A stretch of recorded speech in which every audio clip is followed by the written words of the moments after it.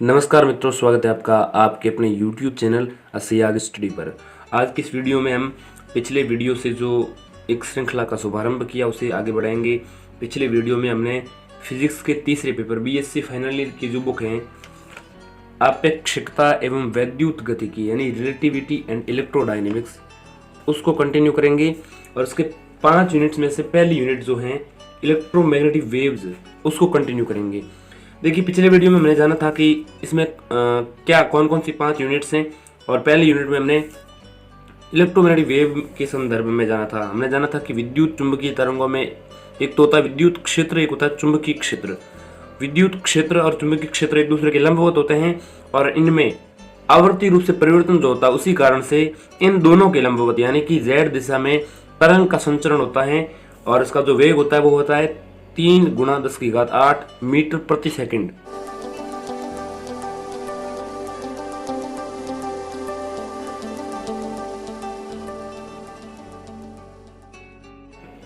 निर्वात में ये वेग उसका इतना होता है यानी कि प्रकाश के वेग के समान होता है। आज की इस वीडियो में आगे बढ़ते हैं हम। सबसे पहले तो आपको बता दें कि विद्युत चुंबकीय तरंगे हैं वे कई प्रकार की होती हैं, जैसे प्रकाश तरंगे हैं, एक्सरे भी, गामा किरणें भी, इस प्रकार से बहुत सारी इलेक्ट्रोमैग्नेटिक वेव्स होती हैं। इस अध्याय में क्या पढ़ने वाले हैं हम, यानी पहली यूनिट जो कि है आपेक्षिकता एवं वैद्युत गतिकी, इसमें क्या पढ़ने वाले हैं। इस अध्याय में हम सबसे पहले तो मैक्सवेल समीकरणों की व्युत्पत्ति करेंगे, मैक्सवेल की इक्वेशंस को डेराइव करेंगे, और उसके बाद मैक्सवेल की समीकरणों की सहायता से ही हम विद्युत चुंबकीय जो तरंग होती हैं उसकी नेचर क्या है, प्रकृति क्या है, उनके द्वारा संचरित ऊर्जा यानी एनर्जी क्या होगी उसको बारे में जानेंगे, और अलग अलग माध्यमों में यानी अलग अलग मीडियम्स में इनकी संचरण के बारे में जानेंगे। जैसे वैक्यूम होगा, निर्वात होगा, या अचालक यानी नॉन कंडक्टिंग मीडियम, और कंडक्टिंग मीडियम चालक होगा, तथा आयनीकृत गैसों यानी आयोनाइज्ड गैसेज में भी इनके संचरण की व्याख्या करेंगे। इस पूरी श्रृंखला में हम सब ये पढ़ने वाले हैं, तो हमारे चैनल को सब्सक्राइब जरूर करिएगा और साथ ही बेल आइकन दबा लीजिएगा ताकि जैसे ही कोई अगला वीडियो आएगा आपको इसकी सूचना मिल जाएगी। आज की इस वीडियो में हम जानेंगे, हम क्या पढ़ने वाले हैं, हम पढ़ेंगे विस्थापन धारा के बारे में। तो विस्थापन धारा के बारे में आज की इस वीडियो में जानने वाले हैं, विस्थापन धारा यानी डिस्प्लेसमेंट करंट। आइए अब हम जानते हैं विस्थापन धारा या डिस्प्लेसमेंट करंट की क्या अवधारणा है। सबसे पहले इस परिपथ को देखिए, ये जो एक व्यवस्था की गई है परिपथ में, जहां पर ये 2 प्लेट्स लगी हुई हैं जिन्हें हम संधारित्र कहते हैं, हिंदी में, अंग्रेजी में कहा जाता है कैपेसिटर। तो ये संधारित्र हैं जो आवेश को धारण करने की क्षमता रखते हो, उन प्लेट्स को संधारित्र कहा जाता है।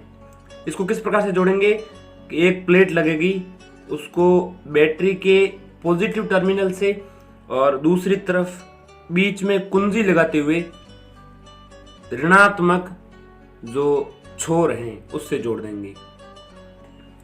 अब जैसे ही हम कुंजी को ऑन करेंगे तो परिपथ सतत हो जाएगा।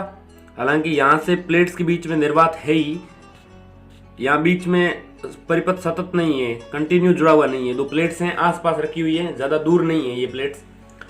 तो जैसे ही इसमें कुंजी को टच किया जाता है, नीचे की तरफ कुंजी जैसे ही लगा दी जाती है, तो परिपथ में यहाँ से लेके यहाँ तक, इस प्लेट तक, और यहाँ से लेके यहाँ तक पूरा परिपथ बन जाता है, लेकिन प्लेट्स के बीच में अभी भी जगह है।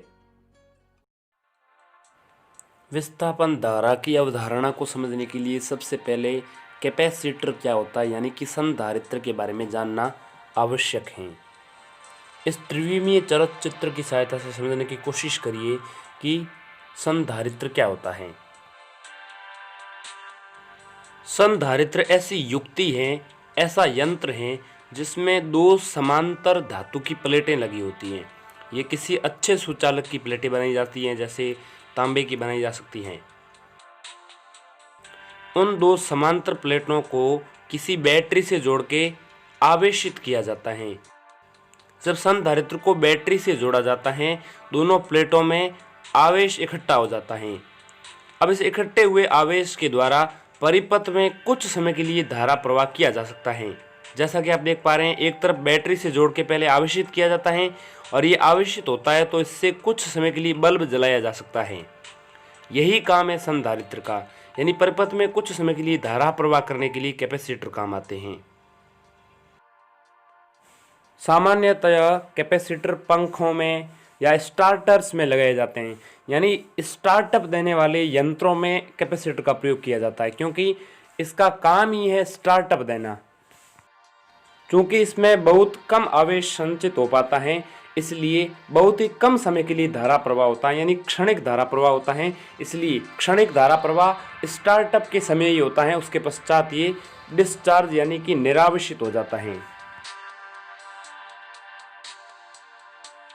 फिर दूसरी बार उसे काम में लेने के लिए पुनः आवेशित करना आवश्यक है। संधारित्र की आंतरिक संरचना कुछ ऐसी है कि इसमें धातु की किसी अच्छी सुचालक धातु की दो समांतर प्लेटें लगाई जाती हैं।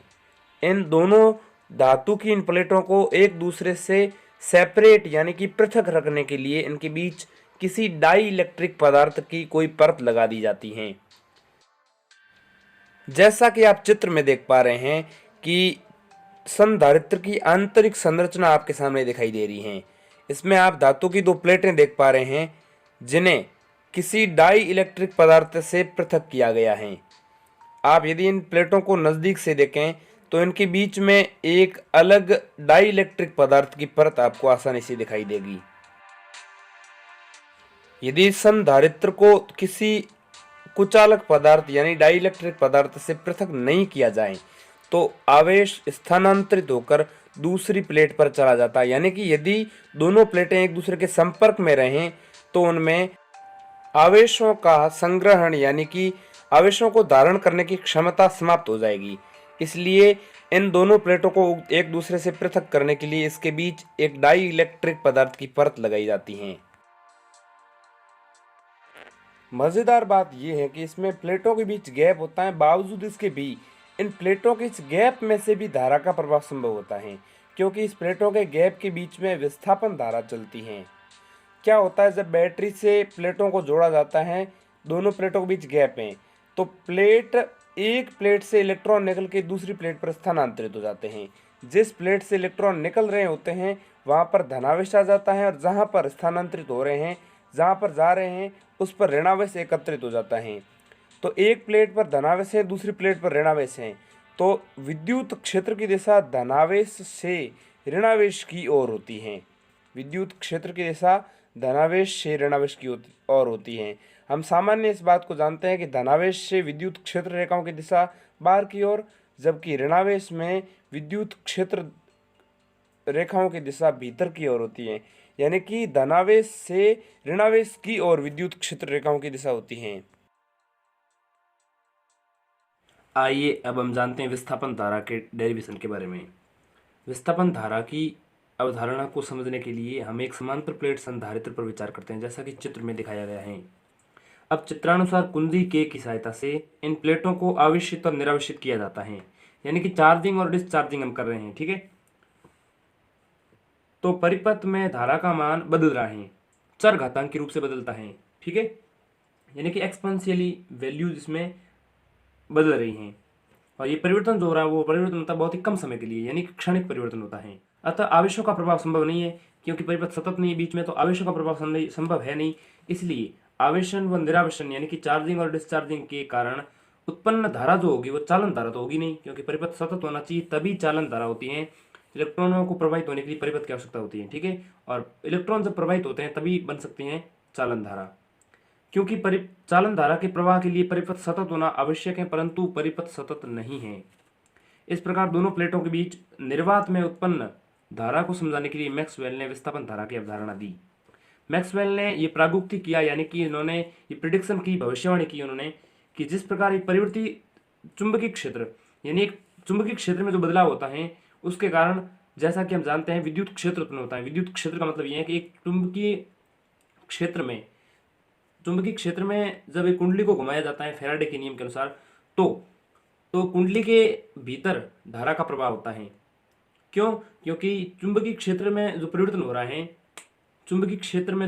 उसके कारण परिपथ में विद्युत वाहक बल उत्पन्न होता है, और विद्युत वाहक बल यानी कि विद्युत क्षेत्र उत्पन्न हो रहा है। मैक्सवेल ने यह कहा कि एक परिवर्ती चुंबकीय क्षेत्र विद्युत क्षेत्र उत्पन्न कर सकता है, ठीक उसी प्रकार से एक परिवर्ती विद्युत क्षेत्र भी चुंबकीय क्षेत्र उत्पन्न कर सकता है। अतः एक परिवर्ती विद्युत क्षेत्र एक धारा के रूप में कार्य करता है, ये उन्होंने मैक्सवेल ने बताया। अब हम इसके डेरिवेशन के बारे में जानते हैं। चित्र के अनुसार यदि प्लेट जो दो लगी हुई हैं, चित्र के अनुसार यदि प्लेटों के बीच में जो आवेश घनत्व है, यानी कि आवेशों की जो डेंसिटी है, यहाँ पर चार्ज डेंसिटी जो कहते हैं उसे, उसको हम मान रहे हैं सिग्मा। प्लेटों के बीच आवेश घनत्व सिग्मा है। आवेश घनत्व क्या होता है? प्रति इकाई क्षेत्रफल पर आवेश जो होता है, आवेश की जो उपस्थिति होती है इकाई क्षेत्रफल में जितना आवेश होता है उसी को आवेश घनत्व कहा जाता है। Q बटे ए होता है। Q आवेश है और बटे में क्षेत्रफल का भाग देते हैं, तो ए जो बटे में क्षेत्रफल है वो प्लेट का क्षेत्रफल है, ठीक है, और Q उसमें आवेश कितना है, यानी कितने क्षेत्रफल में कितना आवेश है, उसी को कहते हैं सिग्मा, यानी कि आवेश घनत्व, ठीक है। तो हमेशा मान रहे हैं कि इन दो प्लेटों के बीच में जो आवेश घनत्व है, आवेशों की जो डेंसिटी है क्षेत्रफल पर कितना आवेश उपस्थित है, उसको हम सिग्मा कह रहे हैं। तो हमें करना क्या है कि प्लेटों के बीच में विद्युत क्षेत्र ज्ञात करना है। हमने मान लिया है कि आवेश घनत्व यहाँ पे सिग्मा है, ठीक है। आवेश घनत्व का मान क्या है? Q बटे ए, आप समझ लीजिए। तो सबसे पहले विद्युत क्षेत्र ज्ञात करने के लिए गाउस का नियम याद करिए, जो हमने कक्षा 12 में पढ़ा था। गाउस के नियम के अनुसार विद्युत क्षेत्र जो होता है उससे संबंधित विद्युत फ्लक्स से संबंधित उनका एक नियम है कि जो विद्युत फ्लक्स फाई ई होता है वो होता है Q बटे एप्सिलॉन जीरो। Q बटे एप्सिलॉन जीरो, फाई ई बराबर Q बटे एप्सिलॉन जीरो। फाई ई यानी कि विद्युत फ्लक्स का मान क्या होगा? E dot A. E dot A होता है ना, एक क्षेत्रफल है प्लेट का और E विद्युत क्षेत्र की तीव्रता का मान है, तो फाई ई बराबर क्या हो जाएगा? E dot A. तो यहाँ पे जो फाई ई है उसके स्थान पे मैं रख लूंगा E डॉट ए बराबर हो जाएगा Q बटे एप्सिलॉन जीरो, ठीक है। अब यहाँ से हम E का मान निकालें तो A जो है गुणा में वो चला जाएगा बटे में, तो E बराबर क्या हो जाएगा? Q बटे ए एप्सिलॉन जीरो। तो यहाँ से Q बटे ए जो है ना उसको आप सिग्मा समझ सकते हैं, और सिग्मा क्या है? आवेश घनत्व है, ठीक है। इस तरह से आप इसको समझ सकते हैं। अब यहाँ से हमें चाहिए क्या? चाहिए विद्युत क्षेत्र का मान, जो हमने निकाल लिया है, ठीक है। तो प्लेटों के बीच में विद्युत क्षेत्र कितना होगा? E बराबर Q बटे ए एप्सिलॉन जीरो होगा, इसको याद रखिए, ठीक है। ये विद्युत क्षेत्र जो होगा प्लेटों के बीच में उसको याद रखिए। चूंकि प्लेटों के बीच में जो धारा हो रही है वो विस्थापन धारा है, और विस्थापन धारा में सबसे ज्यादा महत्व होता है वो विद्युत क्षेत्र का ही होता है, ठीक है। क्योंकि विद्युत क्षेत्र महत्वपूर्ण है, इसमें विद्युत क्षेत्र के कारण ही प्लेटों में विस्थापन धारा प्रवाहित हो पाती है, ठीक है। तो इसलिए विद्युत क्षेत्र का मान हमने निकाल लिया है। अब यहाँ से हमें निकालनी क्या है? उस विस्थापन धारा का मान निकालना है।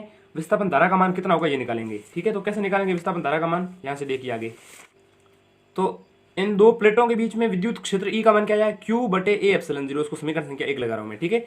आप यहाँ पे Q बटे ए को सिग्मा भी लिख सकते हैं आप चाहें तो, ठीक है, लेकिन यहाँ लिखने की आवश्यकता है नहीं, ऐसा समझना है केवल आपको, क्योंकि हमें जो विस्थापन धारा उसका मान निकालना, और विस्थापन धारा के लिए हमें क्या चाहिए?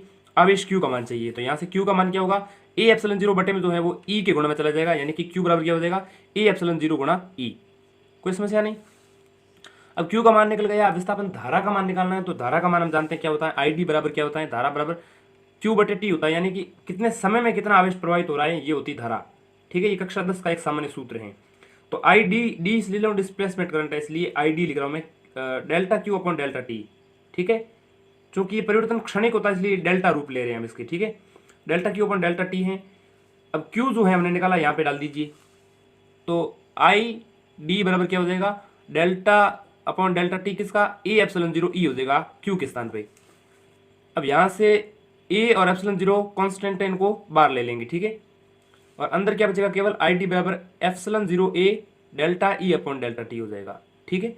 और ये होगा विस्थापन धारा का मान। अतः यहाँ पे जो विस्थापन धारा है वो ये है।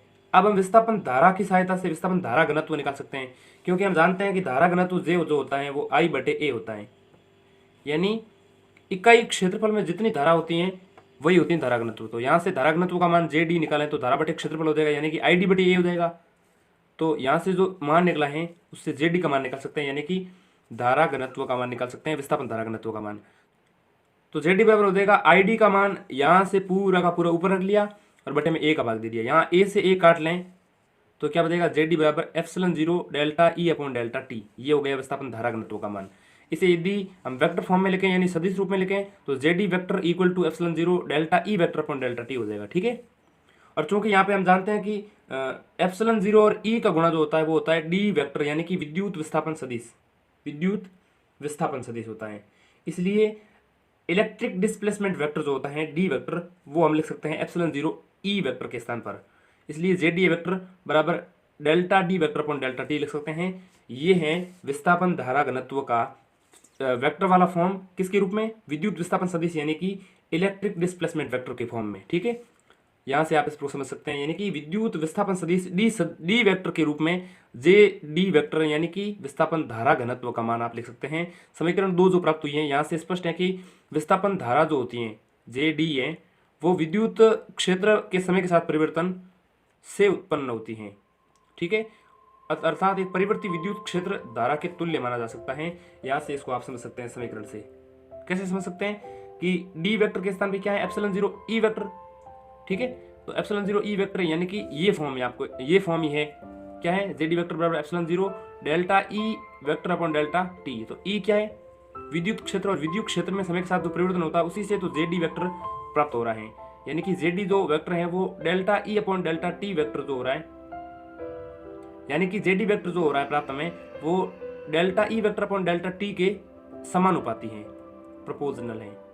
इसलिए ई वेक्टर के कारण ही जेडी यानी कि विस्थापन धारा घनत्व प्राप्त होता है। कहने का मतलब यह है कि विद्युत क्षेत्र में परिवर्तन से ही धारा जो होती है वो प्राप्त होती है हमें। तो इस प्रकार हम अंत में जेडी वेक्टर के फॉर्म में लिख सकते हैं विस्थापन धारा को। आज के इस वीडियो में बस इतना ही, मिलते हैं ऐसे ही किसी और वीडियो में।